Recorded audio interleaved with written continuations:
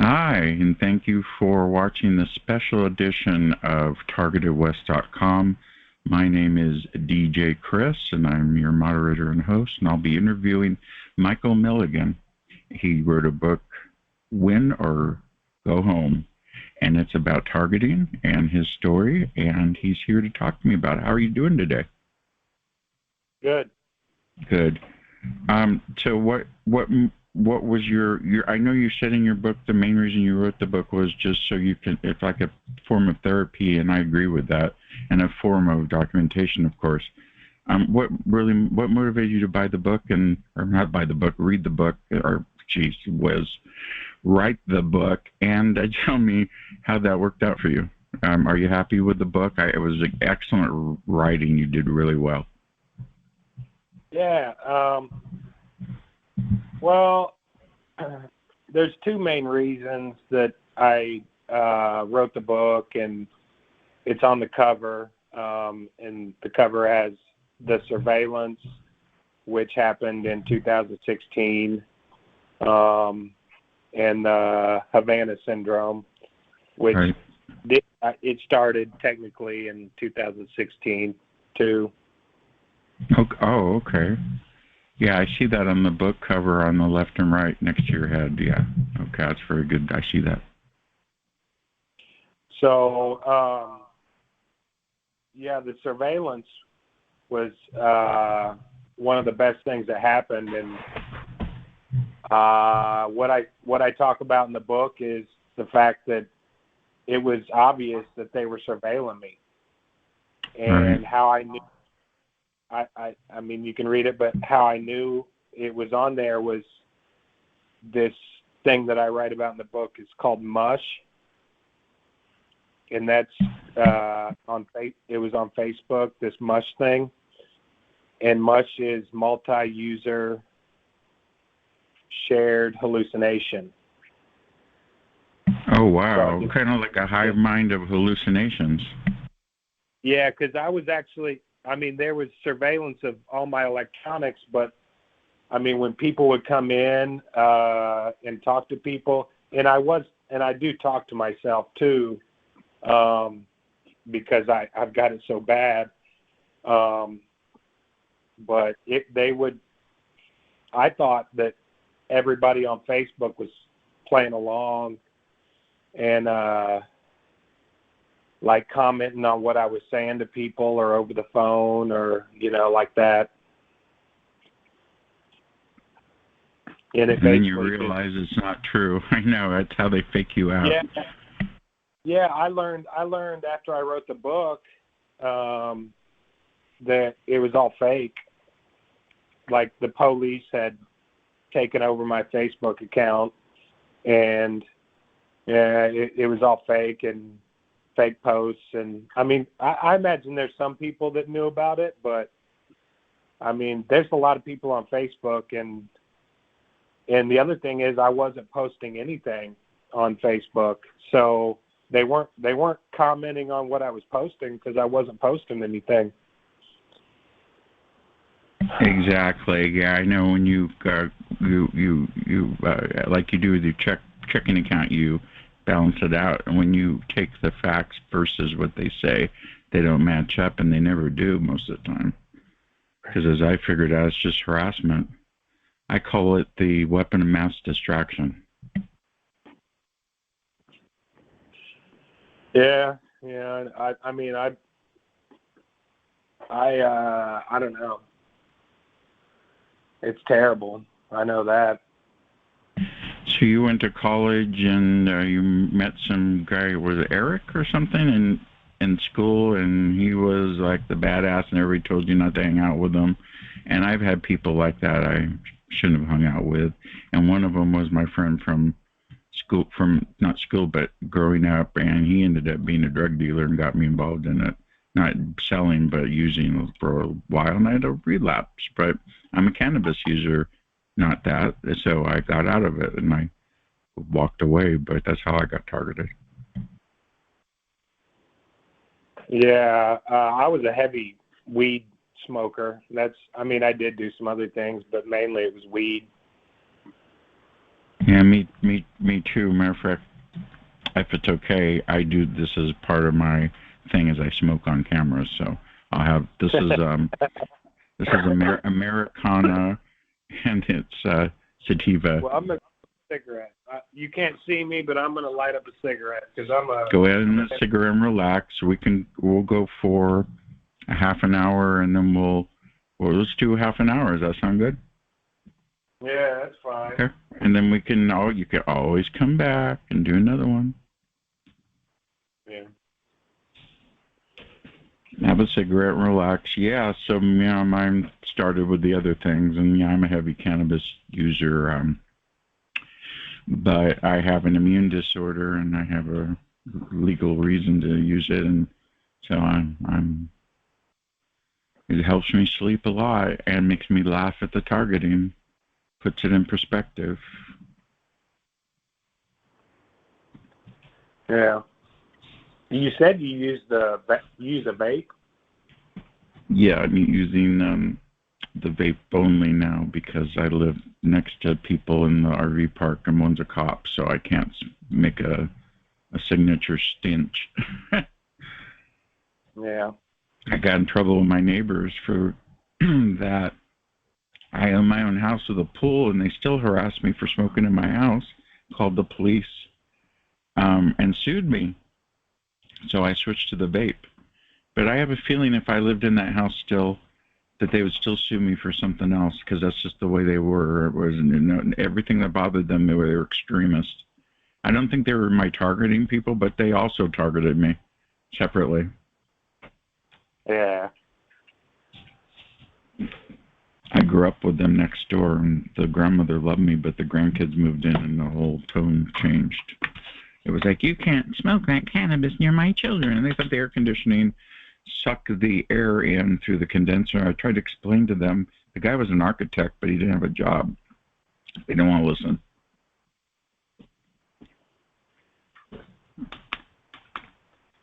So, how are you doing now? Do you feel that writing that book has given you somewhat of a relief that you are sharing your story with people? Because it's hard to hold this stuff in because you get isolated and you can't talk. Yeah, the book has helped. I mean, I'm not afraid of, the law too much anymore. Because I've got the book. I mean, that's maybe a bad excuse, but I mean, it's helped with social media and things like that. Absolutely, yeah, and it gives you a sense of credibility to people. When you write a book, all of a sudden you're elevated. It's bizarre. You could tell that same story 100 times in 100 different ways. You retell it in a book, and it's gold. It's amazing how powerful that is, and that you were able to do the whole process, which I did. It's not easy, and doing the KDP and checking your stats and all that, and uploading and making sure everything's okay. But yeah, your book was perfect. There, you don't have anything to worry about. It was perfect. Very well written.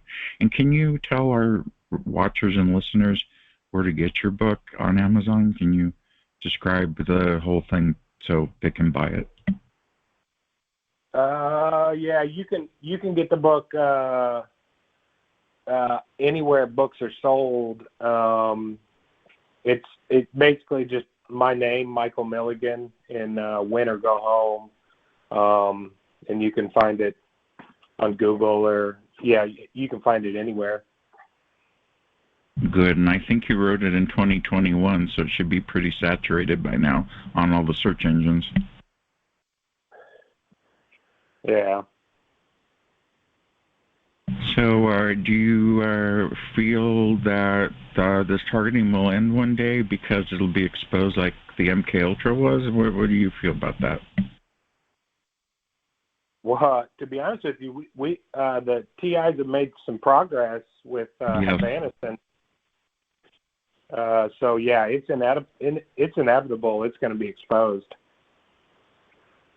That's what I want to hear, because I believe that too. And this podcast and mine and your book and your distribution among all the bookstores to spread the word is going to open new venues, people to read it and understand it, this isn't a mental illness. This is a technology that mimics mental illness. And the society isn't ready for prime time yet on it. But the Havana syndrome's a calling card, and that will get us in, because CNN admitted that they were hearing voices. They're just trying to keep that from the news. Yeah. Yeah. And I've been zapped, and I get zapped in the foot. So I would assume that means I have Havana syndrome, because it's just the foot they do to get my attention. Oh, it's wild. Yeah. One day they were saying something and zapping my foot like 100 times. It's like, what the hell? It was on a Monday of all frickin' things. I'll never forget that. I have a good memory of all this crap I've heard in my head, and mostly it's Law and Order and sex and death in my case. Yeah. Yeah, I get the mind reading. Yeah, I get the mind reading too. I guess they're doing the brain genome thing and mapping our brains out, because I have a clone of myself now that can tell me everything I need to know. If I forget something, that clone is online available to me, and I've actually decided to accept some of it as a behavioral modification program, kind of like you're in a boot camp. And it's behavioral modification. They want to turn me into a clean, well-versed, well-spoken little bot that's a cyborg transhuman. Yeah, and it's terrifying to think they're doing that, but yeah, it's. I mean, I like to think of when I think of that, I think of the computer simulation theory, and that there's non-player characters out there, kind of weird shit, bots, and people aren't real. Yeah, because most of mine is now super intelligence and chat bots or language bots, and once in a while I'll get a live person that uses my real name. That's how I know the difference. When the real person chimes in, they go, "Christopher Howard, what are you doing?" And I'm like, oh, it's a live one. I had some guy screaming at me, so I turned on the blackhead and pimple videos of extracting nose pimples and things, and it ticks them off really badly. And he says, apparently they're human trafficking me, and say they lose customers when I do that stuff, because apparently people want to watch an American sit in a camper looking at the computer all day. I don't know. It's weird. But yeah, that's where I'm at.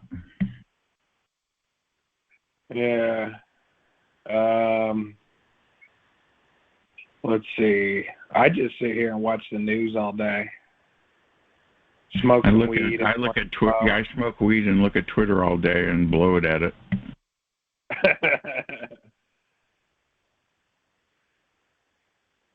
Doesn't seem to change. I thought if I got the news stoned, it would sound better, but no. I mean, you can't even get stoned and it ruins a lot of highs.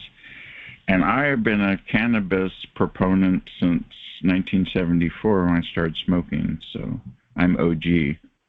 Not Thug Life OG, but I'm OG. Yeah. Yeah, I'm kind of OG. Yes, you are.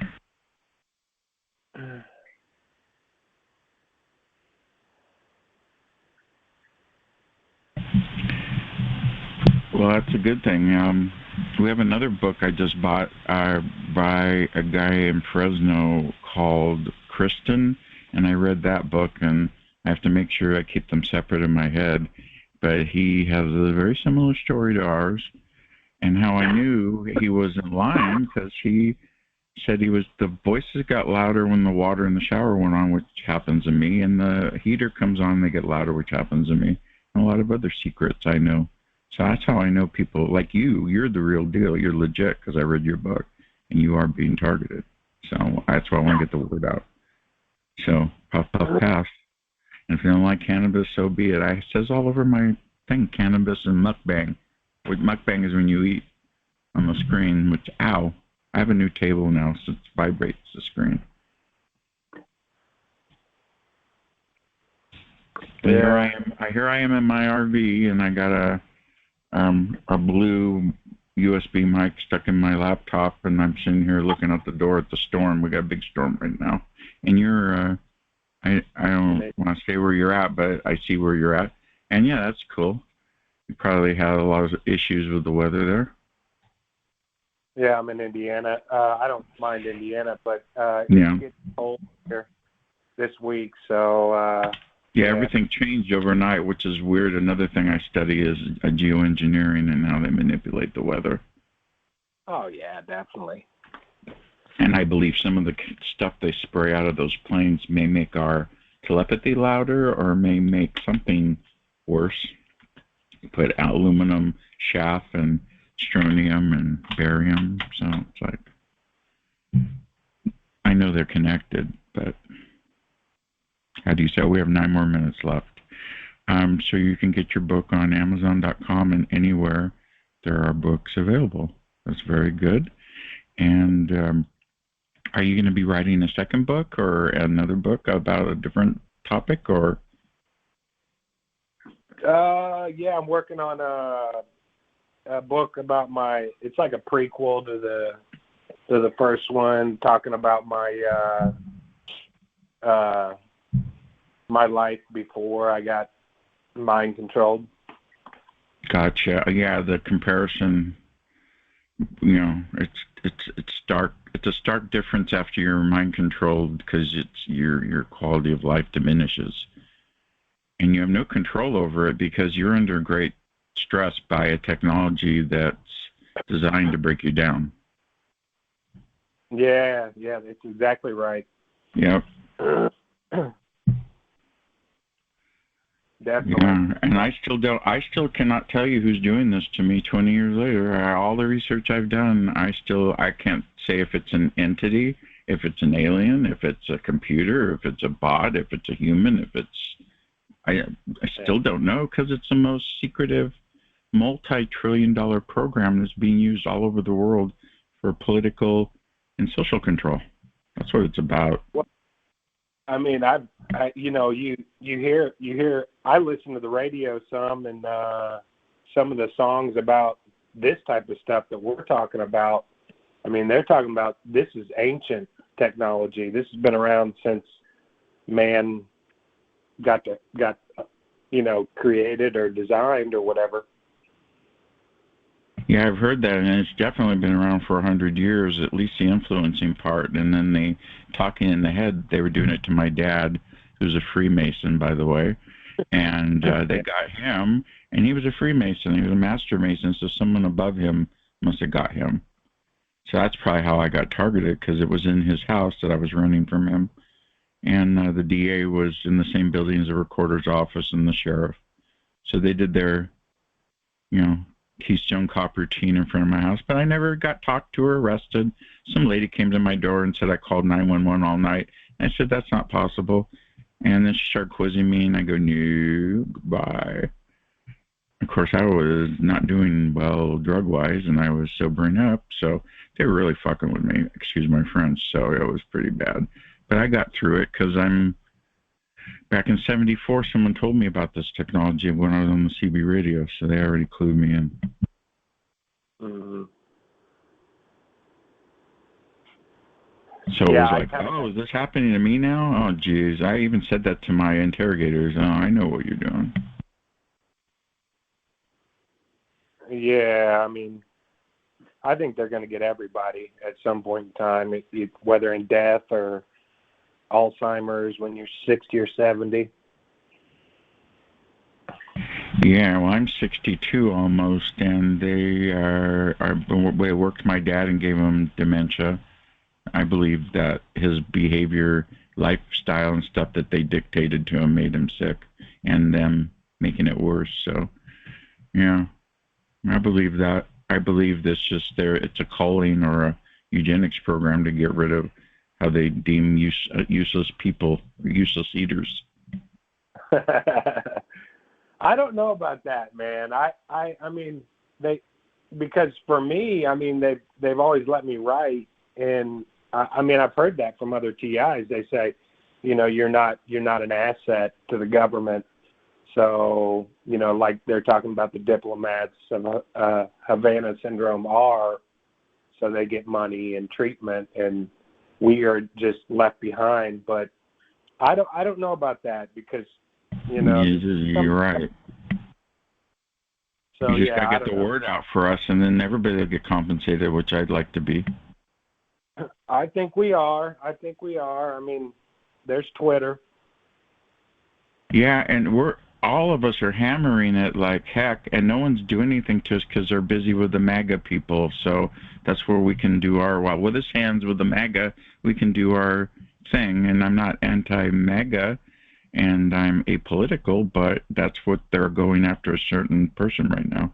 So we can keep pushing our story, and once it becomes kitchen table conversation, or a certain percentage of the world knows about it, it'll be viral everywhere. Oh, I know it. I think about that too much. It's going to come true, and then the psychiatrists are going to get phone calls. You know they are. It's going to be a hotline. You have to hire 1 million psychiatrists just to answer. I mean, just people will freak. It'll be a react. They won't. It's not going to break people down, but it's going to make them wonder.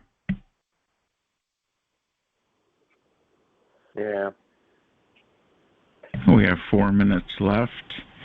So the name of your book, Michael Milligan, of course, and it's Win or Go Home, about Havana syndrome and mind control. It's available at all bookstores. You can get it now. It's reasonably priced. I have a copy, and it's available in my TI book club for reference. And you can check my TI Book Club hashtag TI Book Club on Twitter, and you see our current offerings. Right now, Amazon hasn't made the book club page yet, so I'm doing it this way. So we'll be promoting your book, Michael, and then when you finish your second book, would you be interested in coming back for a second interview? Yeah, I'll come back. Bless you. Thank you. I appreciate this. This is my first interview. I interviewed somebody in 1999, but it was a friend of mine, so I knew all about him. But you know, knowing you and getting to know you, I think you're cool, and I think we're gonna solve this. Just keep the word out. Oh, look at that wind going. Woo! I think they're blowing the wind at me, tell me to shut up, but I ain't shutting up because I have a cell phone I can switch to. Well, I'm glad you're doing all that work, man. You're doing a book club and everything. That's good.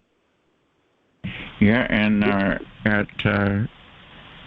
at 6 p.m. my conference call on freeconferencecall.com starts from 6 to 8. I've been doing that for 25 shows now, and I got like 60 people every Sunday come and talk and visit. So if you ever, I know you like to go to bed like I do at 8 o'clock, but if you ever stay up late, give us a ring at TargetedWest is the ID on Free Conference Call. Okay. And did you say you have a podcast too? I do. Well, that's the podcast. The Free Conference Call is my Sunday podcast, yes. And then I post it immediately on my Twitter page. You'll see it. I do the BitChute one first, and then I add YouTube with a live premiere in the morning on Monday. And so, yeah, just check my Twitter page, TI Club 3, and I put everything there. I don't go on Facebook. Facebook was, to me, the CIA in QTEL investment into LifeLog, and I'm not interested in giving my information away to them. Yeah. And they won't let me use a moniker or other name. They want your real name and everything so they can identify you. So I usually prefer not to do that.